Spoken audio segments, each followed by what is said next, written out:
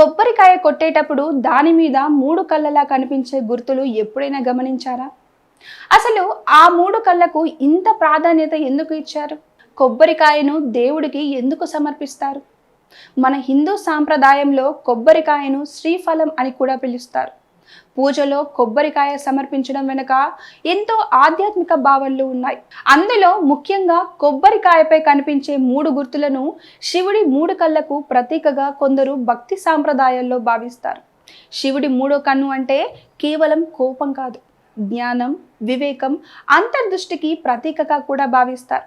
అయితే కొబ్బరికాయలో కనిపించే ఈ మూడు గుర్తులు నిజానికి దాని సహజ నిర్మాణంలో భాగమే. వాటిని శివుడి మూడు కళ్ళతో పోల్చడం ఒక ఆధ్యాత్మిక ప్రతీక. మరి కొబ్బరికాయను ఎందుకు కొడతారు? అది మనసులోని అహంకారాన్ని పగలగొట్టి స్వచ్ఛమైన మనసును దేవుడి పాదాల వద్ద సమర్పించుకోవడానికి ఒక ప్రతీకగా భావిస్తారు. బయట గట్టిగా ఉన్న కొబ్బరికాయ లోపల తెల్లగా స్వచ్ఛంగా ఉంటుంది. అలాగే మనిషి కూడా బయట ఎంత గర్వంగా కనిపించినా లోపల మనసు మాత్రం స్వచ్ఛంగా ఉండాలి.